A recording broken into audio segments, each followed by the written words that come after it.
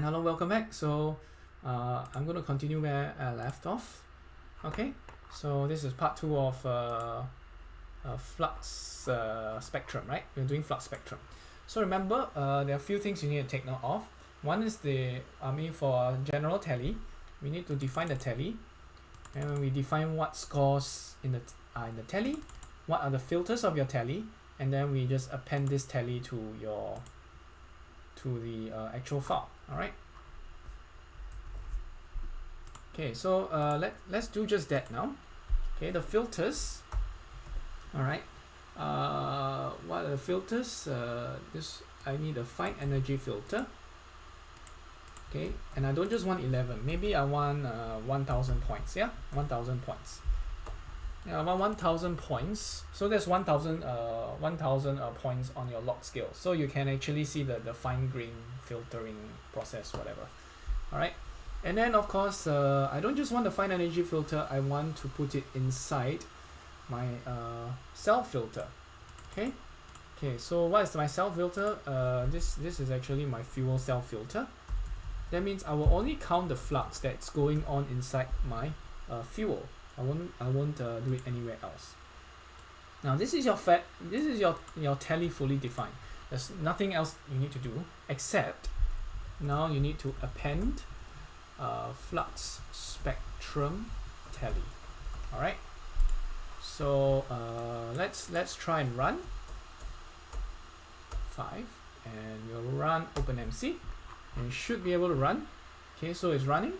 So now let's see what we can do. Okay, so after that I will need to start loading my tallies file. So how do you load? Okay, very simple. Okay, basically all of this actually I copied and pasted from the OpenMC website. So don't worry too much. I'll just tell you whatever this thing actually means. Okay. Basically, these are just here to load tally data from the state point file. Okay. So it's similar to this. It's similar in idea to this. All right. Same idea. Okay. Okay, so I will use this to replace this because this one is a more general way of doing it. All right, this is a more general way of doing it. Okay, so that's okay, and you should still be able to load your multi-group cross sections from here. So hopefully nothing else messes up. So this is just a more general way of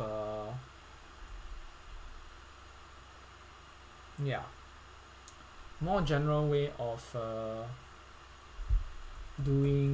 loading state point files. So if everything goes well, it should still be able to load my fission cross section.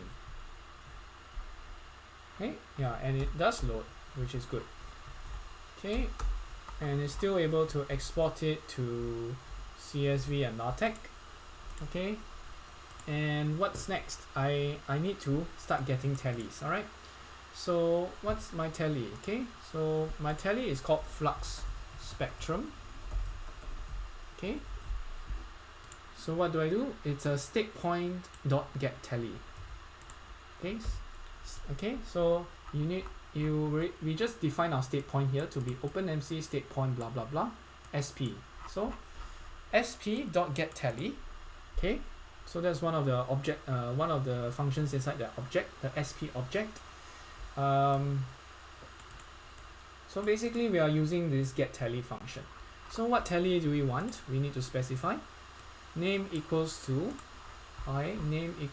flux spectrum tally. Okay, so the name is called flux spectrum tally. So we'll need to get the flux spectrum tally name. Name equals to flux. Okay, flux spectrum tally. All right. So that's fine. That will load the files up. Then the next thing you want to do is load your pandas data frame. So for example, this is also from the homework. You can just say data frame, okay, df flux spectrum, okay, equals to flux spectrum dot, and what's the function? It says get pandas data frame. So once you have defined this, you just say get pandas data frame, and then you can just say nucleides equals to false if you don't want to sort things out by nucleides. And of course you can do the simple head df flux or df flux spectrum head. Okay, I'll just type tab to quickly complete it. Dot head 100.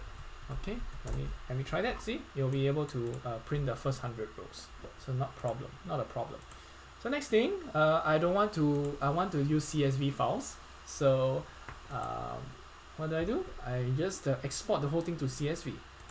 So whatever I have said here, the df flux spectrum, okay, I can just do an export to CSV. Okay, dot to CSV. All right, that's all I need to type. So see, to CSV. That's all I need to type here. To CSV, and what you need to specify the file path. So I just put dot for this present folder.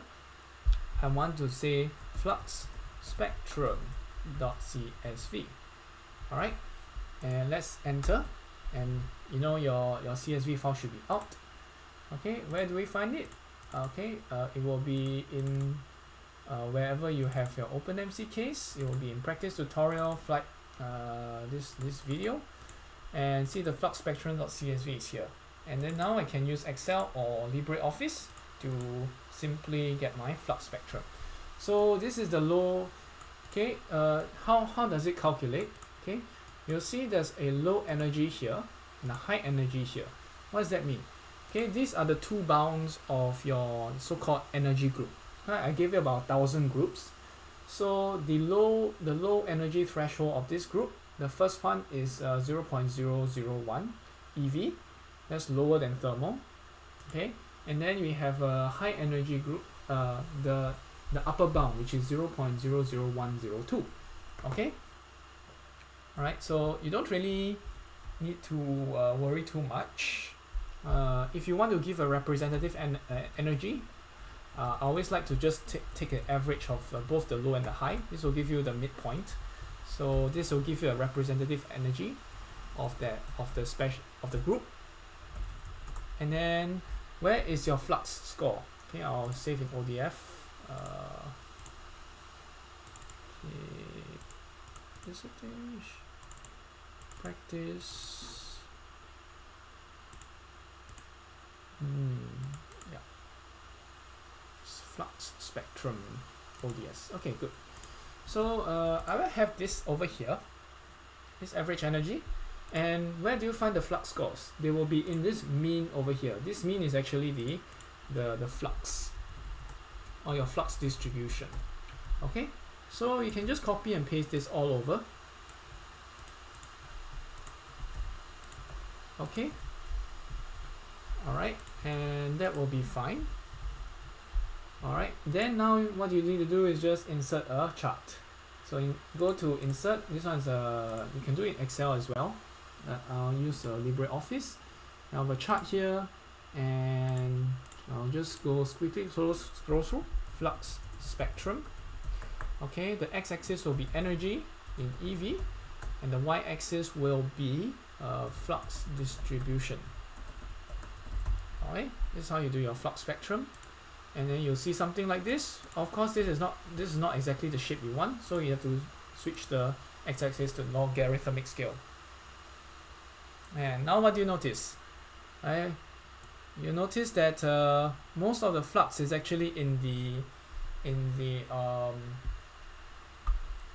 fast region. You see, most of the flux is actually in the fast region rather than, let's say, a thermal region. Okay? And then you can see there are some resonance peaks over here. Okay, there's some resonance peaks over here, but nothing too interesting in that sense. There's no it's just like a fast spectrum reactor. Okay, so you can sort of say that this reactor is under moderated. because there's like no Maxwell distribution here. You can barely see anything in this range, in the thermal energy range. Most of it's in the fast range. And of course, a lot of neutrons are leaking out, as we can see from over here. Okay, the leakage fraction is about almost 70%. So we'll need to do something to actually make the K effective more. It's not necessarily by increasing the amount of fuel, though that will help. The best thing to do now is to just increase the reflection and the moderation. That will increase K effective by a lot. Okay, so that's all I have, at least this part about the flux spectrum. Okay, so now we know what to do. We don't want to increase our fuel, we just want to increase, like, let's say the moderation, and we want to increase the reflection of the fuel, and hopefully that will increase the K effective. Okay, so hopefully this is helpful in knowing how to get a flux spectrum to study what's going on inside your reactor. Okay, remember it's just using another tally over here. Yeah, everything else is the same. Okay, everything else is the same.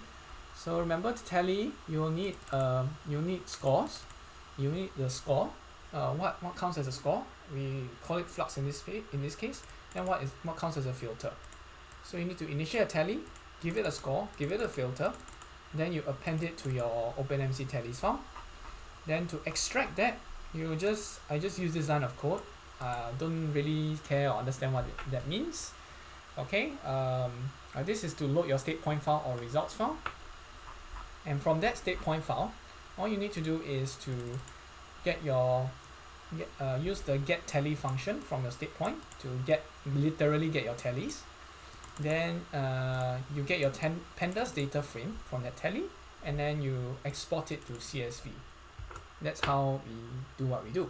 Alright, so that's all I have. Thanks for watching.